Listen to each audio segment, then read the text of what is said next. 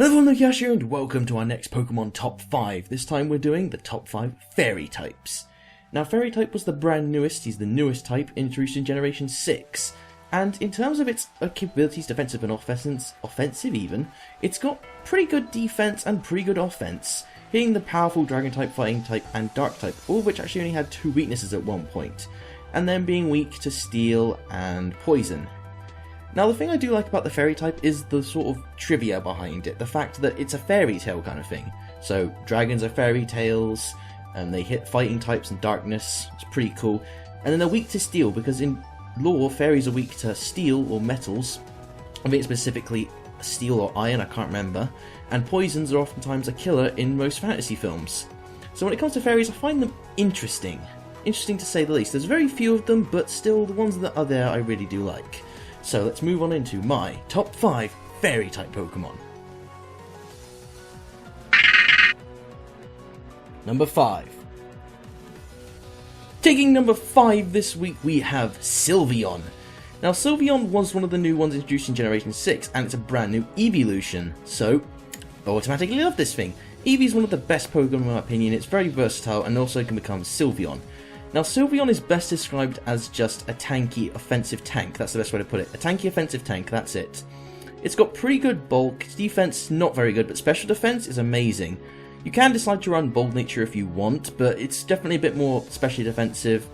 And most of the time it's used for utility purposes, as that it's got that defense and it can easily help people. I prefer to run the Bold Nature one, so you can run Calm Mind, Wish, Baton Pass, and of course having your Hyper Voice Pixelate makes it very powerful hitter. And so that bulk is what I really do like about Sylveon, and the fact that it can hit back hard is amazing. In terms of design, I was a bit skeptical at first, but over the time it grew on me, especially the shiny. Blue shinies are my favourite, and despite the pink highlights, it's still a pretty cute, adorable little thing. So in terms of evolutions and designs, this thing's probably in my top 5 evolutions, but at the same time, when it comes to fairies, it's number 5 as well. So I said power, defense, and a massive amount of HP for some reason. Hey, I think it's HP and special defense are its best stats. Special attack is like its third best, and then attack and defense are pretty much the naught. Speed's alright, but in terms of capability, it's pretty damn good utility, and of course just straight up power. You can hit anything you want, just Wish, Baton Pass, Calm Mind, it's really nice. You run Protect or Toxic if you want. So I said very versatile and very fun to use. So at number 5 this week, we have Sylveon. Number 4. Claiming 4th place this week we have Togekiss. Now for those who see my Wi-Fi battles, you know I use Togekiss quite a bit, and the main reason I do is because Serene Grace Ancient Power.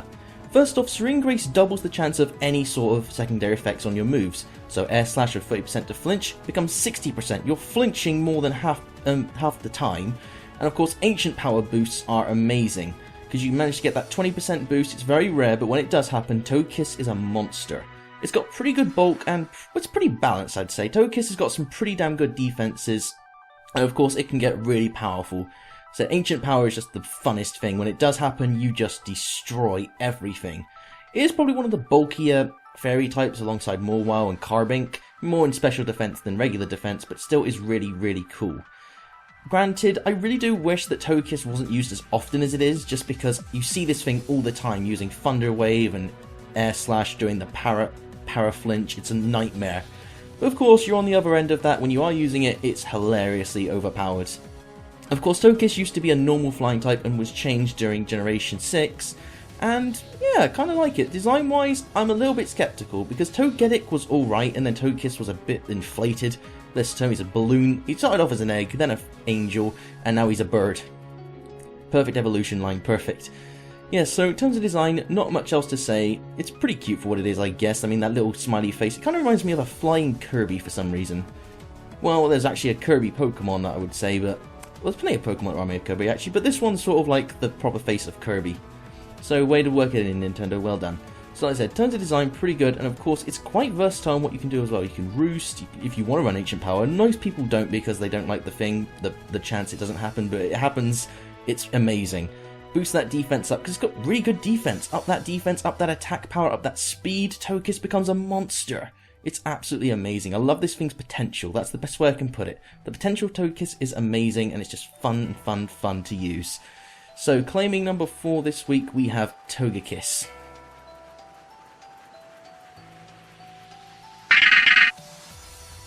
Number 3. At 3rd place this week, we have Sluruff, another one of the new ones introduced in Generation 6. Now, Sluruff is a really surprising one to me. For one, I think the design is absolutely adorable. Swirlex is quite cute, and when compared to like Aromatisse, it's really better. I prefer Slurpuff to Aromatisse. Aromatisse is a bit kind of poopy. But Slurpuff is that Pokemon which you all know and know as the destroyer of fairy types, or the fairy type destroyer. Basically, this thing gets Unburden. For those who don't know it, double speed when you use an item. So use a berry, that's really good. Set up, substitute, and belly drum. You're immediately full attack power and your speed is doubled behind a sub. Give this thing Drain Punch and Play Rough, it's a nightmare to deal with. Slurpuff is incredibly powerful. It's amazing how powerful Slurpuff can become. The only problem is that the setup is a very risky one. But at the same time, the risk is worth it. You decide you want to have a powerful physical hitter on your team, use this thing, it's amazing. You decide, oh, I'm going to go for my belly drum substitute and it should be enough to pop the citrus berry. And then comes the full power of Slurpuff, and it's just insane. Quad, you go full up attack power, you cut your health, it should activate your citrus berry, of course triggering your Unburden, doubling your speed. This thing is amazing. It's like the fairy type Deoxys attack. Basically, this thing could probably take down Deoxys attack, anything can defeat Deoxys attack. Let's say Deoxys defense then. Maybe that's too much. But Slurpuff is that really powerful powerhouse. He's probably the best physical hitter out of all the fairy types, or some may say more wild because of its huge power it gets when it megas, but Slurpuff, it's just a lot more fun to use. If you manage to get the setup, you've pretty much won. So, claiming 3rd place this week, we have the powerful little muck cupcake Slurpuff.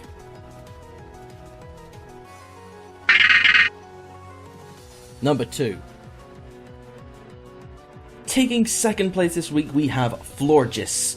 Now, this is going to be the last Pokemon, or last fairy type, that was introduced during Generation 6. For one, Florges' design is amazing. I absolutely love what they did here. Now, when it comes to, like I said, design is pretty good. It's a flower bed Pokemon. It's got a nice bit of flowers on it, and the shiny is just beautiful. It's one of the most majestic of the fairy type, probably. Well, it takes 2nd place for being most majestic. The most majestic is at number 1. So Florges is that special defensive sponge. Most people know that its special defense is absurdly high, and you can run Bold Nature, but if you really want to get maximum special defense, you can. Essentially, if you compare Sylveon to Florges, Florges is the more tanky version, but can deal a little minimal damage, while Sylveon is the more damaging of the tank. So if you want to go tanky, go Florges. If you want a bit more damage on your team, go for Sylveon. For me, I often go Florges because it's a great sponge. Carmine setup, run a Bold Nature, it's really cool. So like I said, it's really fun to use as well. In UU, it's probably one of my favourite Pokemon to use. I'll try and fit it onto every team I have, just because the power this thing bolsters is incredible. Now, like I said, if you want Sylveon to be more damaging, you can, but still, with Carmine setup, this thing can just wreck. And I mean, in my Wi-Fi battle, someone used Psy Shock on me and I ate it up, just because I was more physically defensive, or I'm Bold Natured with physical defense. It is one of my favourite things to do, is to go Bold and then have Carmine. It's really good on some Pokemon. So in terms of Generation 6, this is easily my favourite fairy type, just because A, it was really fun to use, and the design is amazing. Granted, Flabébé and all that kind of stuff I was a bit surprised of, like, what is this thing, a pixie holding a flower, and then it just becomes a bouquet. And if those who don't know, Roserade is like one of my favourite Pokemon of all time, so anything that reminds me of Roserade is amazing to me. So claiming 2nd place this week, we have the powerful special defensive sponge, Florges. Number 1. And claiming the number 1 spot, if you guys know me, this Pokemon was obviously going to be number 1. It is Gardevoir. Now, I love that they made this thing a fairy type. It's incredible. Of course, Generation 3, one of my favourite types of all time, or friendly generations of all time. And Gardevoir is easily one of the most memorable for me. It's, even without the Mega Evolution it got, it's still insanely powerful. It can be incredibly versatile. You want to run a defensive set? You can. Carmine, Will-O-Wisp, it can do it all. Gardevoir is just amazing as a Pokemon. Granted, I can't remember if it resist the poison or resist the dark, because it's part psychic and part fairy, so I can't remember if it does that. Obviously, still weak to steel, so too bad. And the thing is, its design, at first I was a bit confused of, like, what is this thing in Generation 3? But then when I saw it in detail, it's like, oh, it's just so majestic. And it is. It's a beautiful looking Pokemon. Of course, not that whole waifu thing, that's a bit over the top for me, but still, it's a really elegant design. And of course, we have to talk about the Mega Evolution. At first, this thing was supposed to be like a mystical knight, a magic knight, but instead they gave it a dress. Which I'm a bit upset about, because I thought it would be better to make it more sort of like a magical knight, but still, it's a pretty awesome looking Mega, and it is really cool to use. When compared to Gallade, I think Gallade is a bit more well designed in terms of Megas, but still, the shiny black dress there looks amazing. And it kind of looks like she's sitting in a peach for me. So of course you can run Will-O-Wisp, you can run Carmine if you want. I prefer to run Will-O-Wisp just because she can take those physical hits a bit better, because obviously the defense is probably one of her worst stats along with the attack stat. Still, really cool mon, really fun to use, and of course I'm a 3rd Genner, so any 3rd Gen Pokemon is immediately one of my favourites. And seeing how Wally got a Rolt and it took me forever to catch mine, I felt really rewarded when I did get to use one. So of course when I found them in Generation 3 games, I was like, oh yeah, I'm going to use a Rolt, and it got a Mega at the end of the Diantha. That was incredible.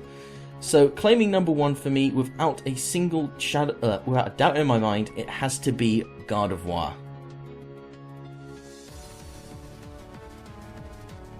And there you have it guys, my top 5 fairy type Pokemon. Next week we'll be covering the top 5 fighting types. Now I just do want to apologise to you guys, this video was late, it was supposed to be out last week, but due to business and work I was a bit behind. I'm now into uni halls, which there will be a little update video for that coming up after this one.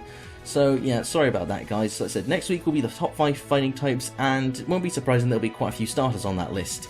So like I said, thank you all so much for watching, and remember, I'm looking for Wi-Fi opponents, but at the moment with university, wait till the update video, because there'll be new timesheets, I'll have a new schedule, it'll all be sorted out. So once again, thank you all so much for watching, I've been LucaYasha, and I'll see you all in the next vid. Goodbye.